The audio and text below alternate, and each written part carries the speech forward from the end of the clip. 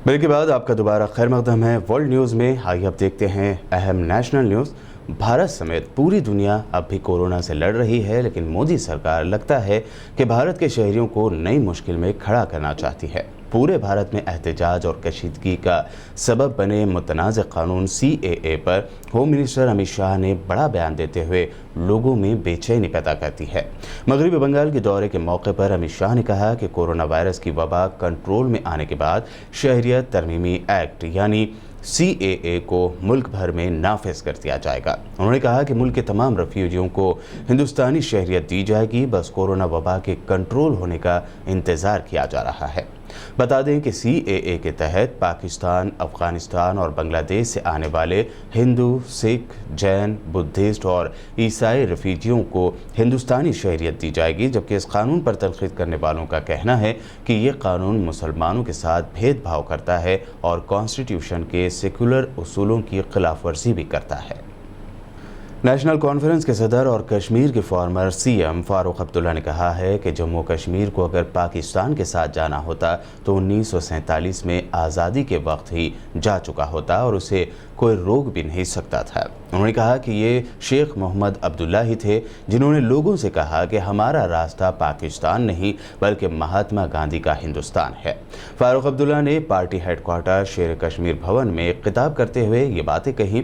फारूक अब्दुल्ला ने जारहाना अंदाज में खिताब करते हुए कहा कि वो और नेशनल कॉन्फ्रेंस हर धर्म की इज्जत करते हैं। BJP और RSS की जानिब से उन पर तनकीद किए जाने पर जवाब देते हुए फारूक अब्दुल्ला ने कहा कि आप लोगों को अगर मुल्क की इतनी फिक्र है तो फ़ौज की क्या ज़रूरत है, सरहद पर जाओ और मुकाबला करो, कौन आपको रोक रहा है, हमें भी दिखाओ कि आप कितने बड़े सूरमा हैं। मगर वो मर्द मुजाहिद आया, इसका नाम शेर कश्मीर शेख मोहम्मद अब्दुल्ला, उसे लोगों से कहा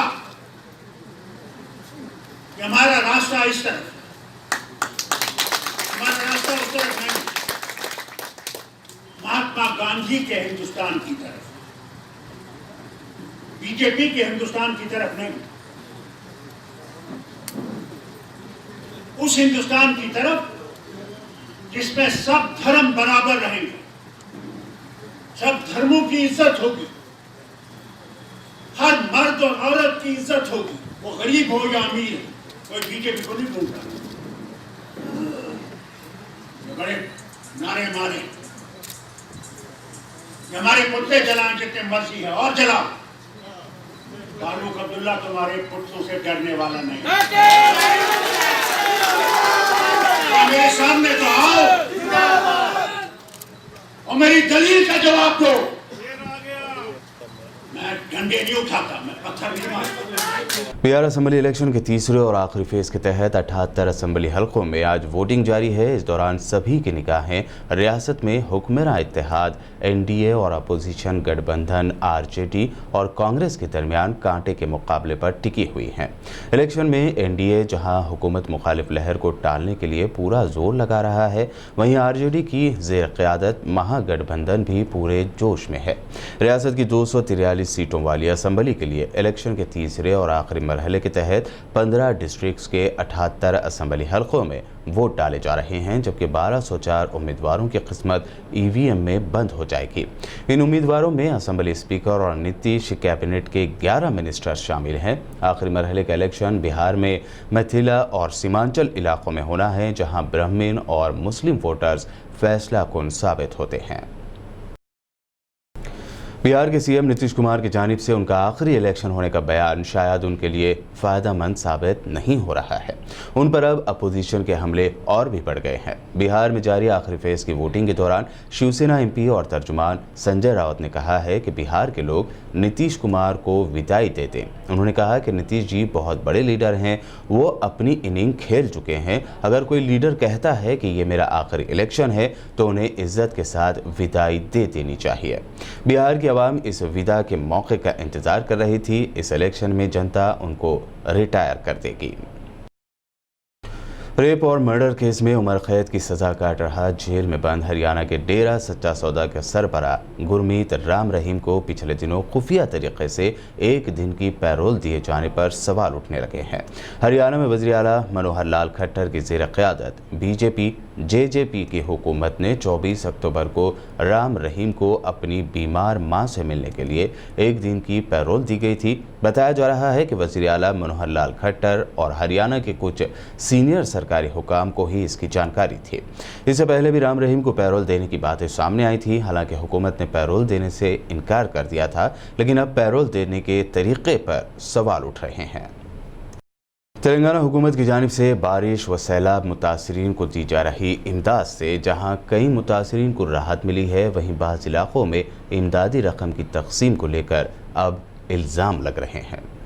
शहर हैदराबाद में हालिया बारिश और सैलाब से हुई तबाहकारियों को देखते हुए रियासती हुकूमत जो घर मुतासिर हुए हैं उनकी निशानदेही करते हुए फी घर 10,000 रुपए की इमदाद दे रही है। ताहम शहर के बाज़ इलाकों की आवाम उन्हें ये रकम नहीं मिलने का इल्जाम लगाते हुए धरना दे रहे हैं। ऐसा ही एक और मामला हल्का असेंबली गोशा महल के पूसल बस्ती से सामने आया है। पूसल बस्ती की आवाम का कहना है कि बस्ती में कई गरीब लोग रहते हैं जिनके मकान बारिश की वजह से मुतासिर हुए हैं। ताहम इस बस्ती में आज तक किसी को इमदाद नहीं मिली।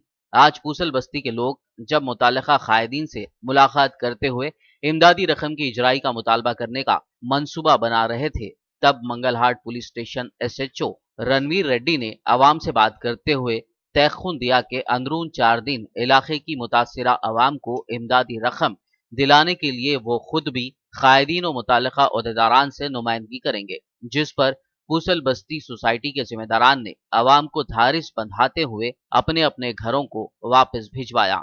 रिक्वेस्ट ये है पूरे मीडिया से और नेताओं से, ये है कि हमारे को यहाँ तक पूरे हैदराबाद में सभी बस्तियों को हर एक घर को 10-10 हज़ार रुपये दिए। अभी दे के भी 1 महीना स्टार्ट हुआ, अब तक हमारे बस्ती के परिवार इधर के पूरे बंगालाट दिलावरगंज ये पूरे एरिया में अभी तक नहीं आए। उनके पूरे आज जमा होके हम हमारे MLA साहब और कॉर्पोरेटर साहब करने जाने के वास्ते निश्चय किए थे, मगर हमारे इंस्पेक्टर बंगालाट साहब के रेड्डी साहब उनका कहना है कि उन्होंने 4 दिन के अंदर मैं आपको पूरों को सबको पैसा दिलाता हूँ, घर घर को दिलाता हूँ बोल के हमारे को भरोसा दिए। उस भरोसे पे हम पूरे जनता को साहब की बात को सुनकर डिस्पोजल कराए। यहाँ पे बस्ती में किसी को भी ये जो फ्लड्स का प्रॉब्लम है, इसको 10,000 जो गवर्नमेंट बांट रहे वो 1 पैसा भी यहाँ बस्ती वासियों को किसी को भी नहीं आया है।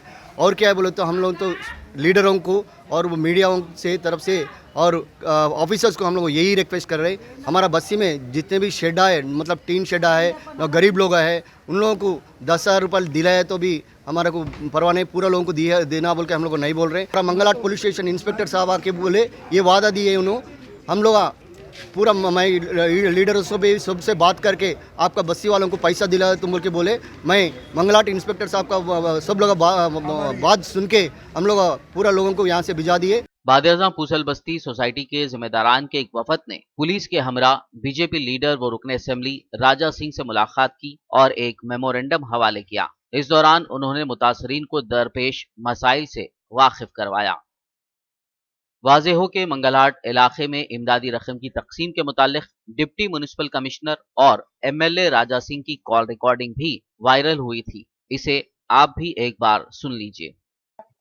कल मिनिस्टर साहब का प्रोग्राम आज था, कल पोस्टपोन हुआ। जी सर। आखिर कितने लोगों को दे रहे, क्या है वो लिस्ट हमारे को नहीं देते आप? साहब 1 मिनट आप मेरी बात को सुनो तो मैं बोलता हूँ साहब। बोलो बस।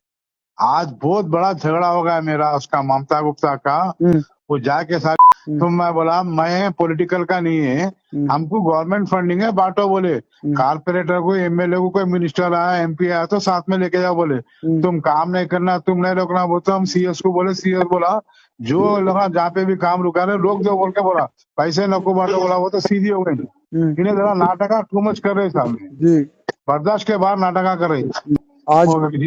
आज चिराग गली आप जा रहे? आज नहीं जा रहा हूँ मैं, आज नहीं लगा।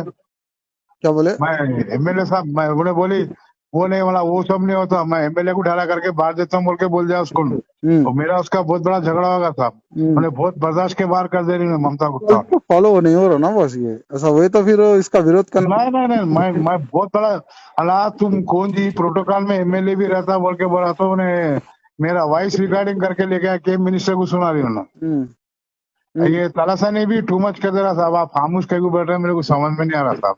क्या करेंगे? चलो रोज 2 दिन को उठ के आ रहा वो जाके मेरे ऊपर मिनिस्टर का ने कंप्लेंट करी तो मिनिस्टर मेरे को बोलता अरे क्या है साहब इसका अब चल रहा भाई। तबीयत को तवेला बना लिया समझ में नहीं आ रहा मेरे को। ऐसे में सवाल उठता है कि अवामी मुंतखबा नुमाइंदों और ओहदेदारान के दरमियान तालमेल में बिगाड़ और सियासी पार्टियों की आपसी रस्साकशी का खुमियाजा क्या मुतासिरा अवाम को भुगतना पड़ेगा। और अब आखिर में हेडलाइंस पर एक और नजर। ग्रीस के दारुल हुकूमत एथेंस में 100 सालों बाद खोल दिए गए मस्जिद के दरवाजे। सल्तनत उस्मानिया की फौजों की वापसी के बाद यहां नहीं की गई थी कोई मस्जिद तामीर।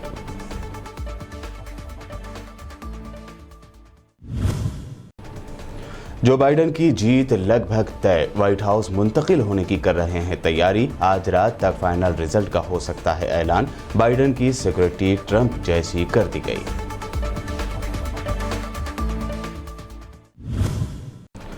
हार मानने को तैयार नहीं डोनाल्ड ट्रंप, कहा कानूनी कार्रवाई तो अभी शुरू हो रही है। बाइडेन को गलत तरीके से जीत के दावे करने पर दे दी वार्निंग।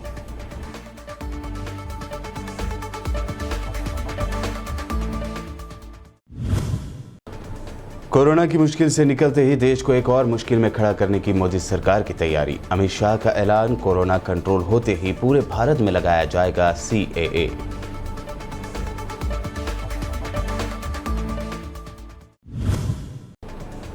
फारूक अब्दुल्ला ने बीजेपी और RSS के खिलाफ खोला मोर्चा, कहा कश्मीर को पाकिस्तान के साथ जाना होता तो आज़ादी के वक्त ही चला जाता और कोई रोक भी नहीं सकता था।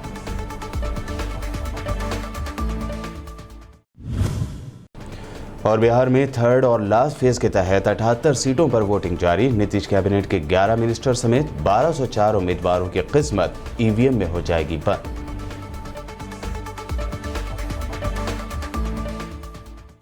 BBN न्यूज़ में ये थी आज दिन भर की अहम खबरें। YouTube पर BBN चैनल को सब्सक्राइब जरूर करें। मजीद अपडेट्स के लिए बने रहिए हमारे साथ और देखते रहिए BBN चैनल।